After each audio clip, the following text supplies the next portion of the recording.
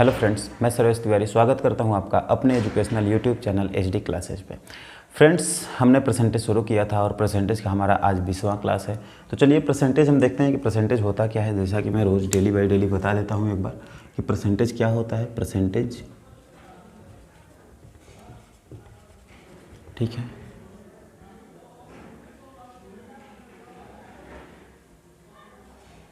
प्रतिशतता,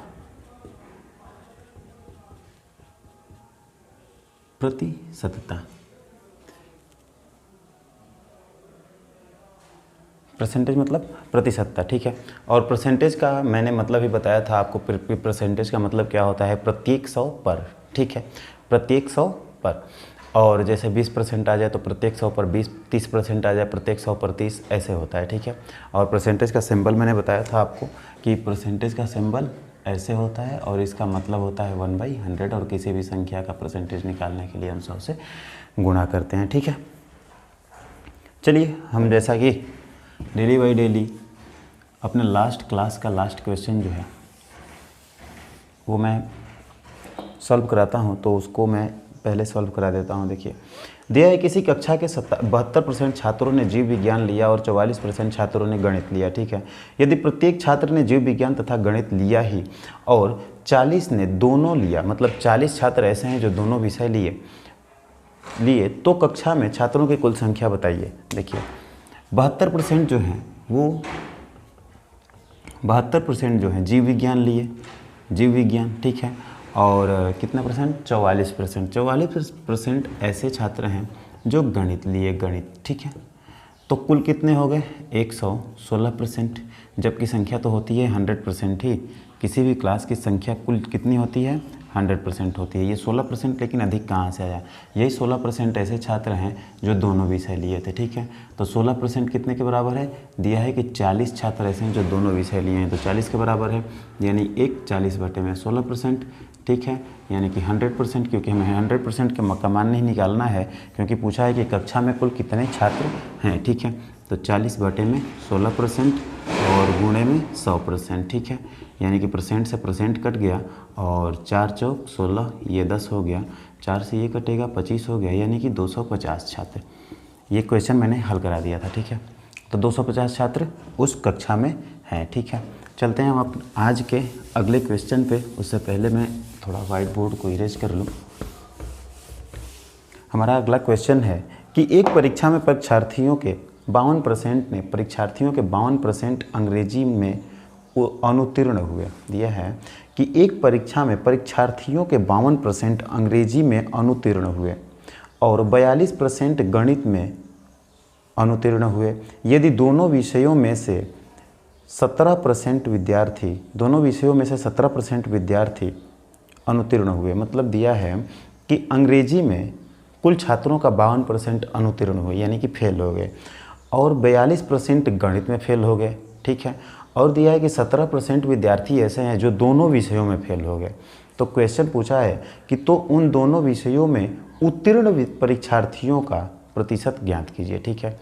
तो क्या करेंगे हम, जितने छात्र हैं उसमें से पहले तो जितने लोग अंग्रेजी में फेल हैं उसको निकालेंगे, फिर जितने लोग गणित में फेल हैं उसको निकालेंगे, और बाकी जो दोनों विषय में छात्र जो फेल हैं उसको भी निकाल देंगे। तो हमारा आ जाए कि दोनों विषयों में कितने लड़के पास हैं। देखिए मैं क्वेश्चन पहले लिखता हूँ।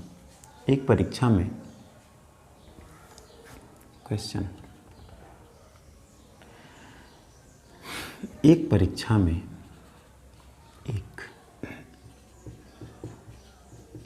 एक परीक्षा में परीक्षार्थियों के 52% अंग्रेजी में पास हुए। परीक्षार्थियों के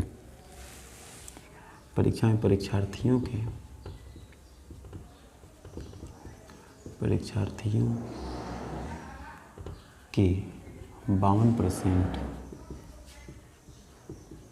अंग्रेजी में अनुत्तीर्ण हुए, बड़ी का मात्रा रहेगा यहाँ पे, अनुत्तीर्ण हुए, ठीक है, अनुत्तीर्ण हुए। और बोल रहा है कि और 42% गणित में अनुत्तीर्ण हुए। 42% छात्र किसमें? गणित में। गणित में अनुत्तीर्ण हुए, अनुत्तीर्ण हुए, ठीक है। तदनुसार यदि दोनों विषयों में 17% विद्यार्थी अनुत्तीर्ण हुए, यदि 17% विद्यार्थी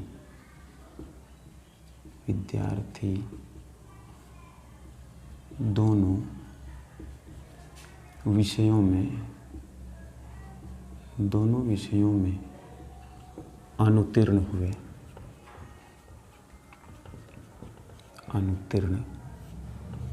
हुए, ठीक है, दोनों विषयों में अनुत्तीर्ण हुए, तो उन दोनों विषयों में उत्तीर्ण परीक्षार्थियों की संख्या बताइए। तो दोनों विषयों में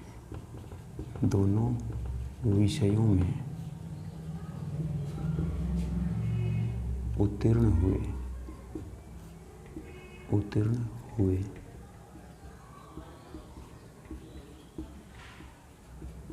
विद्यार्थियों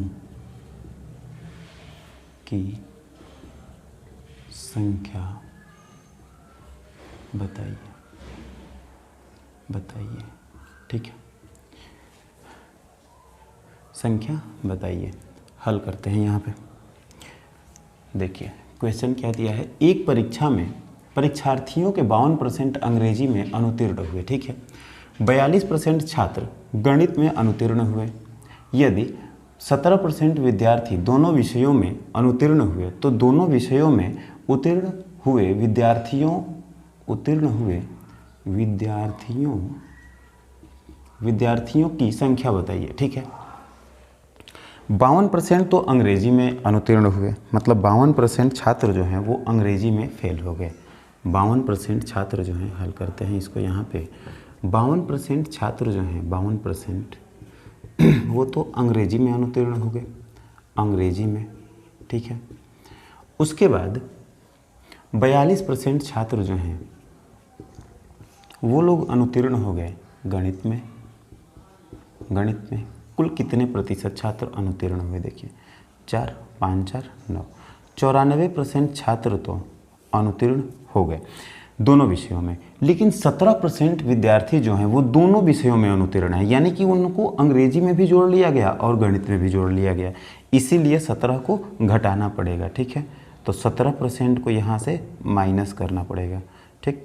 7, 4, 7, 7, 14 और 8 में से 1 जाएगा 7, यानी 77% छात्र जो हैं वो फेल हुए हैं, किसी न किसी सब्जेक्ट में फेल ही हुए हैं, ठीक है। या तो एक सब्जेक्ट में फेल हुए हैं या तो वो दोनों सब्जेक्ट में फेल हुए हैं, ठीक। 77% छात्र जो हैं वो फेल हुए हैं। तो पास कितने हुए हैं भाई? कुल छात्रों की संख्या 100% होती है, तो 100% में से हम क्या करेंगे? 77% को माइनस कर देंगे, ठीक है। तो आ जाएगा 23%, यानी कि 23% छात्र ऐसे हैं जो दोनों विषयों में पास हुए हैं, ठीक है। दोनों विषयों में पास हुए हैं, मतलब अंग्रेजी में भी पास हुए हैं और गणित में भी पास हुए हैं, किसी में फेल नहीं हुए, ठीक है। तो एक बार और समझ लीजिए इसको। एक परीक्षा में परीक्षार्थियों के 52% अंग्रेजी में अनुत्तीर्ण हुए और 42% छात्र गणित में अनुत्तीर्ण हुए। 17% विद्यार्थी दोनों विषयों में अनुत्तीर्ण हुए, तो दोनों विषयों में उत्तीर्ण हुए विद्यार्थियों की संख्या ज्ञात कीजिए। 52% अंग्रेजी में, 42% गणित में, कुल मिलाकर 94%, लेकिन इसमें 17% भी है तो 17% को माइनस किया जाएगा। 77%, कुल संख्या कितनी होती है? 100%, और 77% फेल हुए हैं तो कितने पास हुए हैं? 23%, ठीक है। अब चलते हैं अपने अगले क्वेश्चन पे।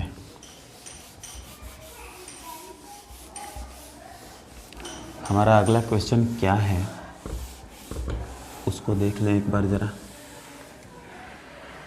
अगला क्वेश्चन है कि एक परीक्षा में अंग्रेजी में 70% और गणित में 80% विद्यार्थी पास होते हैं। मतलब अंग्रेजी विषय में 70% विद्यार्थी पास होते हैं और गणित में 80% पास होते हैं, और 10% दोनों विषयों में फेल हो जाते हैं, ठीक है।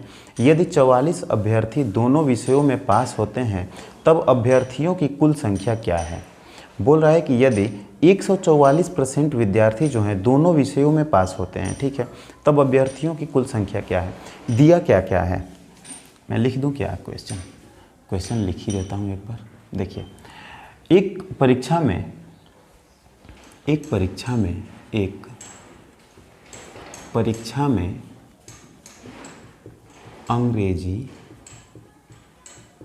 अंग्रेजी, ठीक है, अंग्रेजी में 70% छात्र पास होते हैं, 70% छात्र, और गणित में 80% छात्र पास होते हैं, ठीक है, पास होते हैं, ठीक। आगे दिया है और 10% दोनों विषयों में फेल होते हैं, और 10% दोनों विषयों में फेल हो जाते हैं, ठीक है, फेल होते हैं, ठीक है। आगे दिया यदि 144 अभ्यर्थी दोनों विषयों में पास होते हैं, यदि 144 अभ्यर्थी दोनों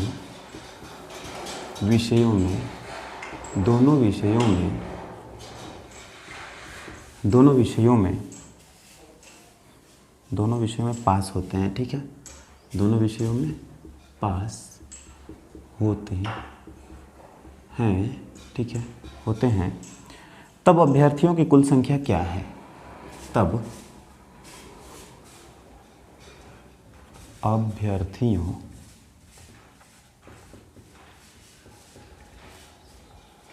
की कुल संख्या क्या है?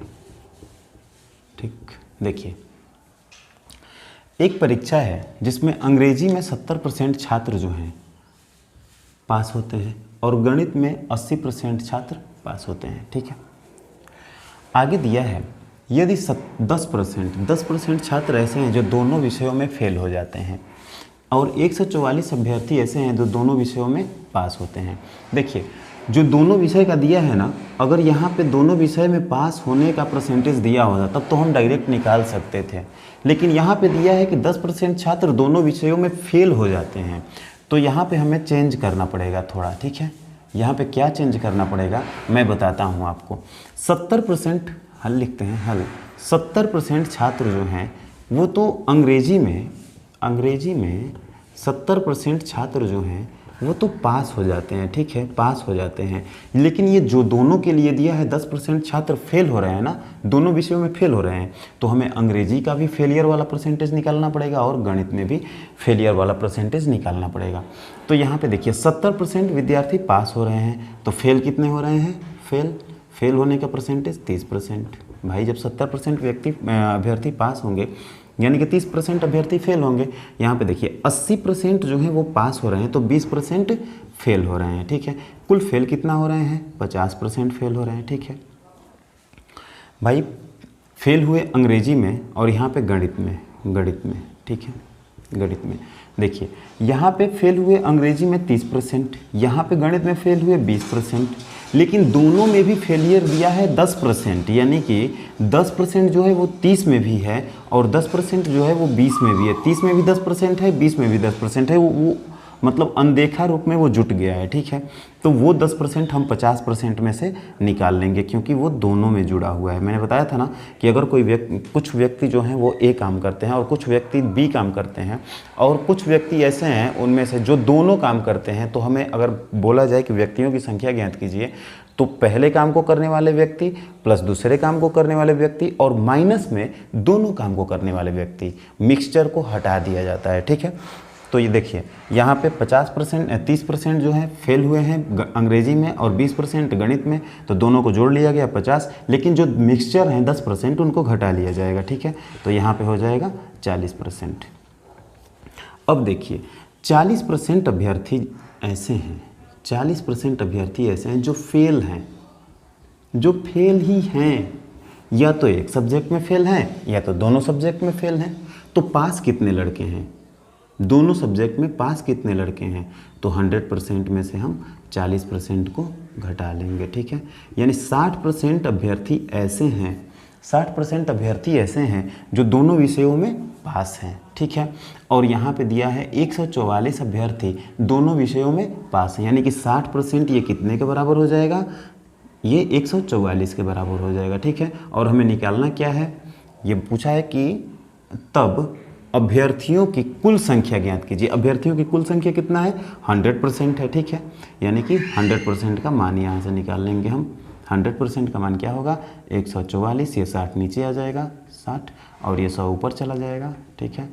1 0 से 1 0 ख़त्म, और 6 से ये 6 दूनी 12, 6 चौक 24, यानी कि 240 छात्र हैं, ठीक है। समझ में आया। देखिए एक बार और देख लीजिए, बोल रहा है कि एक परीक्षा में अंग्रेजी में 70% छात्र और गणित में 80% छात्र पास होते हैं, ठीक है, पास होते हैं, और 10% छात्र जो हैं वो दोनों विषयों में फेल होते हैं, ठीक है। तो दिया है कि 144 अभ्यर्थी यदि दोनों विषयों में पास होते हैं तब अभ्यर्थियों की कुल संख्या ज्ञात कीजिए। देखिए मैंने निकाला ये, अब मैंने बताया कि ये जो दोनों के लिए दिया है वही है, वही मान हमें यहाँ भी चाहिए और वही मान हमें यहाँ भी चाहिए। तो मान निकालने के लिए मैंने ये 70% यदि पास होते हैं तो 30% फेल होते हैं, 80% यदि पास होते हैं तो 20% फेल होते हैं। इन दोनों को जोड़ दिया मैंने 50%, और मिक्सचर को घटाया जाता है तो 40% यहाँ पे आ गया। और 40% यदि फेल होते हैं तो पास कितने होते हैं, तो 60%। 60% ऐसे अभ्यर्थी हैं जो दोनों विषय में पास हैं, किसी विषय में फेल नहीं है, और वही मान यहाँ पे 144 दिया है। 60% को मैंने 144 के बराबर रख दिया, 100% का मान आपका आ गया 240, यानी कि 240 अभ्यर्थियों ने परीक्षा में भाग लिया था, ठीक है। चलते हैं अपने अगले क्वेश्चन पे कि हमारा अगला क्वेश्चन क्या कह रहा है, ठीक है। चलिए अब परसेंटेज ख़त्म के ही कगार पे है। 1 से 2 वीडियो हो सकता है और आ जाए, या हमको लग रहा है कि एक ही आए, उसके बाद परसेंटेज ख़त्म हो जाएगा। उसके बाद चलेंगे, कोई अगला टॉपिक कोई चुना जाएगा और उसको पढ़ा जाएगा, ठीक है। 2 वीडियो आ सकता है, हमको लग रहा है कि मैक्सिमम। अगला क्वेश्चन है कि 40% लोग समाचार X पढ़ते हैं। देखिए मैंने जो बताया था अब वैसा क्वेश्चन आ गया। मैंने बताया था ना कि कुछ आदमी एक काम कर रहे हैं, कुछ आदमी 2 काम कर रहे हैं, वैसा ही क्वेश्चन आया, एकदम वैसा ही। देखिए क्वेश्चन कह रहा है कि 40% लोग, ठीक है, समाचार पत्र X पढ़ते हैं। मतलब 40% लोग ऐसे हैं किसी कॉलोनी के या किसी देश के, ठीक है, जो समाचार X पढ़ते हैं, और 50% लोग ऐसे हैं जो समाचार पत्र Y पढ़ते हैं, ठीक है, और 10% ऐसे लोग हैं जो दोनों समाचार पत्र पढ़ते हैं। तो पूछ रहा है कि कितने प्रतिशत लोग दोनों में से कोई भी समाचार पत्र नहीं पढ़ते हैं। आइए हम निकालते हैं, देखते हैं। पहले क्वेश्चन लिख लिया जाए कि क्वेश्चन क्या कह रहा है, ताकि आपको थोड़ा अच्छे से समझ में आए। क्वेश्चन बोल रहा है कि 40% लोग ऐसे हैं, 40% लोग समाचार पत्र X पढ़ते हैं, X पढ़ते हैं, ठीक है, X पढ़ते हैं, और 50% लोग समाचार पत्र Y पढ़ते हैं, और 50% लोग समाचार पत्र Y पढ़ते हैं, ठीक है, समाचार पत्र Y पढ़ते हैं। आगे दिया है कि 10% लोग दोनों समाचार पत्र पढ़ते हैं। देखिए 10% लोग ऐसे हैं, 10% लोग दोनों समाचार पत्र पढ़ते हैं, ठीक है, दोनों समाचार पत्र पढ़ते हैं, ठीक। तो बोल रहा है कितने % लोग दोनों में से कोई भी समाचार पत्र नहीं पढ़ते हैं। कितने % लोग कोई भी दोनों में से कोई भी नहीं, लोग दोनों में से कोई भी समाचार, दोनों में से कोई भी समाचार पत्र नहीं पढ़ते हैं, ठीक है। देखिए 40% लोग समाचार एक्स पढ़ते हैं, 40% ऐसे लोग हैं जो समाचार एक्स पढ़ते हैं, और 50% ऐसे लोग हैं जो समाचार पत्र वाई पढ़ते हैं, ठीक है। यानी कुल मिला के कितने परसेंट लोग पढ़ते हैं? 90% लोग एक्स और एक्स, या तो एक्स पढ़ते हैं या तो वाई पढ़ते हैं या तो एक्स वाई दोनों पढ़ते हैं। लेकिन इसमें से 10% ऐसे लोग हैं जो एक्स और वाई दोनों ही पढ़ते हैं, यानी कि 10% इसमें भी जुटा है अंदर से, ठीक है। वो हमें दिख नहीं रहा है लेकिन जुटा है अंदर से, अप्रत्यक्ष रूप में जुट गया है। ये दोनों में जुटा है, जबकि इसको केवल एक में आना चाहिए। अब दोनों में जुटा तो मैक्सिमम हो जाएगा ना, अधिक हो जाएगा, तो इसीलिए इसमें से 10% घटा दिया जाता है, तो ये 80% हो गया, ठीक है। ऐसे भी समझ सकते हैं कि एक काम ये कर रहा है, दूसरा काम ये कर रहा है, और मिक्सिंग को घटा दिया जाता है, ठीक है। इसको हटा देते हैं, ठीक। आप ऐसे समझ लीजिए कि x को 40% पढ़ रहे हैं, y को 50% पढ़ रहे हैं। यदि दोनों 10% लोग दोनों को पढ़ रहे हैं तो मिक्सिंग को घटा दिया जाता है। यानी 80% लोग ऐसे हैं, 80% लोग ऐसे हैं जो कोई ना कोई समाचार पत्र पढ़ते ही हैं। या तो वो x पढ़ेंगे, एक समाचार x जिसका नाम x है, और समाचार या तो y पढ़ेंगे या तो दोनों समाचार पढ़ रहे हैं, ठीक है। तो यहाँ पे हमें क्वेश्चन दिया है कि यदि दिया है कि 80%, तो क्वेश्चन दिया है कि कोई भी समाचार नहीं पढ़ते हैं। कह रहा है कि कितने परसेंट लोग दोनों में से कोई भी समाचार नहीं पढ़ते हैं। 80% तो ऐसे हैं जो दोनों में से कोई ना कोई समाचार पत्र पढ़ते ही हैं। तो 100% कुल होता है, तो कितने परसेंट हैं जो समाचार पत्र पढ़ते ही नहीं हैं दोनों में से कोई? तो 100% में से आप 80% को माइनस कर दोगे तो 20%, यानी कि 20% ऐसे लोग हो गए जो कोई भी समाचार पत्र नहीं पढ़ते हैं, ठीक है। समझ में आया? एक बार और मैं समझा देता हूँ आपको। देखिए 40% लोग हैं जो एक्स पढ़ते हैं, 40%, 50% लोग ऐसे हैं जो वाई पढ़ते हैं, वाई, ठीक है। कुल मिला के 90, लेकिन मिक्सिंग को घटा दिया जाता है तो 10% घटा दिया गया, 80%। यानी 80% ऐसे लोग हैं जो या तो एक्स पढ़ते हैं या तो वाई पढ़ते हैं या तो एक्स वाई दोनों पढ़ते हैं, ठीक है। तो कितने परसेंट ऐसे हैं जो कोई भी समाचार नहीं पढ़ते हैं दोनों में से कोई भी? तो 100 में से 80 को घटा दिया जाएगा, 20%, ठीक है। चलिए अगले क्वेश्चन पे चलते हैं। हमारा अगला क्वेश्चन क्या कह रहा है? अगला क्वेश्चन है हमारा कि यदि A का 30% B के 40% में जोड़ दिया जाए तो वह B का 80% हो जाता है। तदनुसार B A का कितना प्रतिशत है? चलिए ये भी क्वेश्चन ले ही लिया जाए। असल बात यह है कि मैं HD क्लासेस से टोटल क्लास, HD क्लासेस नहीं, HD यादव जो किताब है, बुक है, उसी से मैं टोटल क्वेश्चन उठाता हूँ, ठीक है। बुक भी अच्छी है HD यादव की। और तो उसमें क्या हुआ है कि जो भाई जो क्या कहते हैं उसमें बांट दिया है पार्ट वाइज, ठीक है।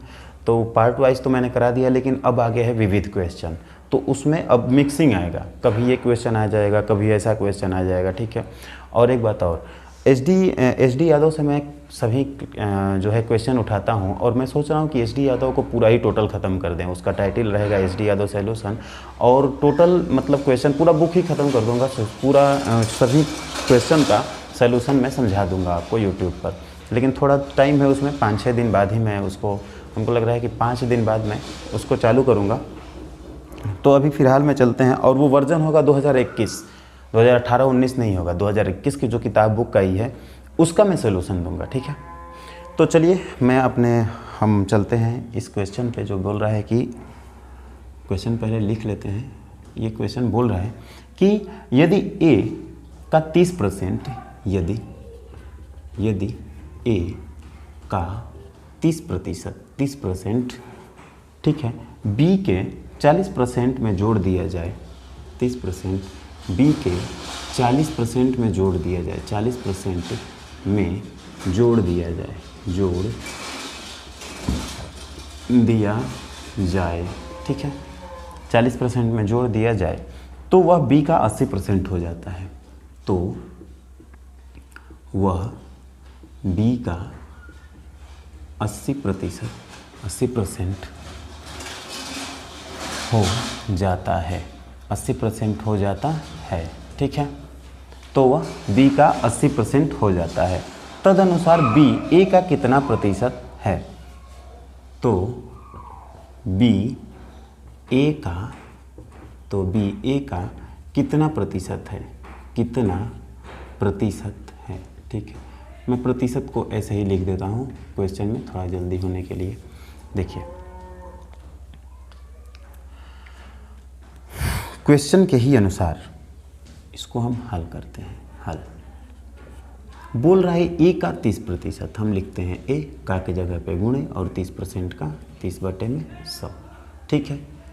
a का 30% b के 40% में जोड़ दिया जाए प्लस b गुणे 40%, 40/100 क्या बन जाएगा? b का 80%, यानी b का मतलब गुणे 80/100।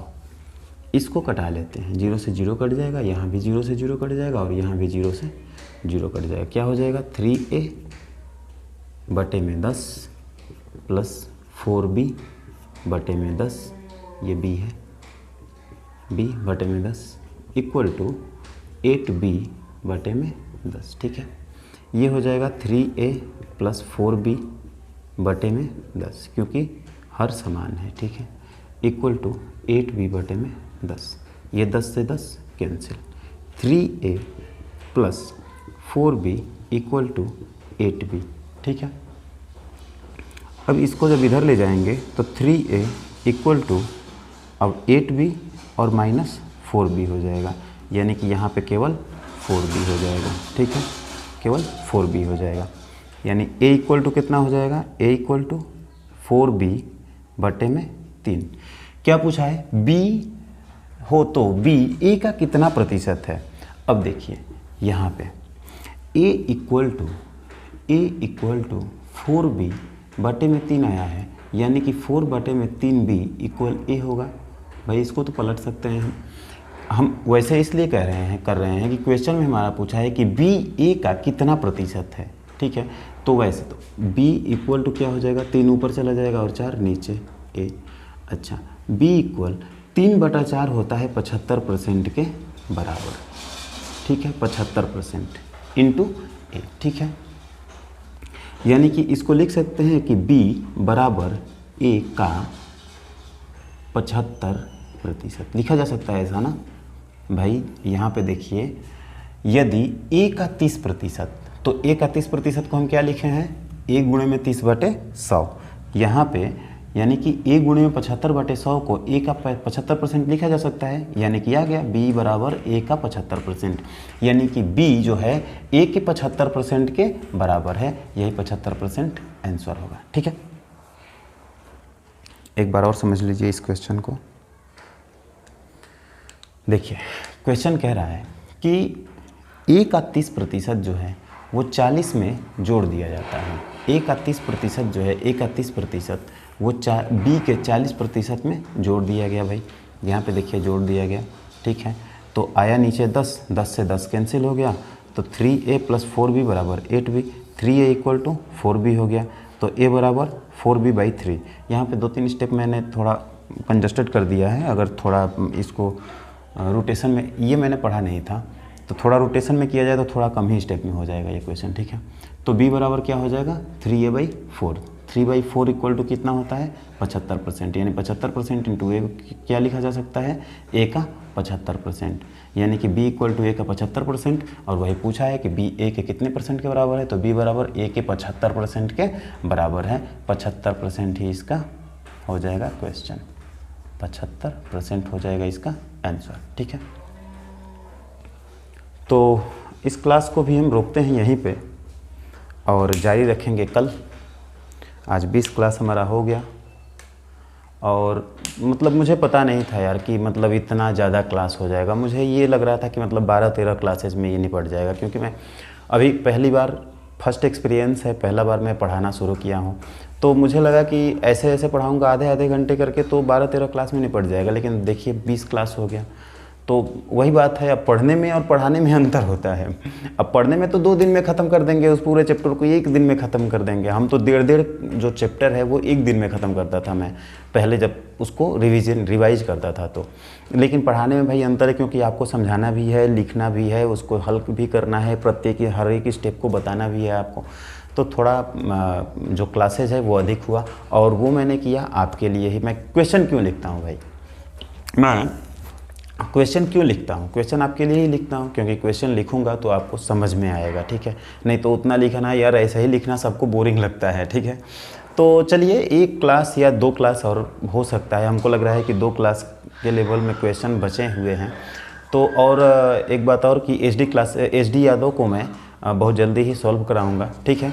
तो उस पर भी आइएगा आप। और आज के लिए इतना ही, क्लास को रखते हैं यहीं तक, आगे कल जारी रखेंगे। तब तक के लिए बाय, स्वस्थ रहिए और घर पे रहिए, बचे रहिए, ठीक है, बाय।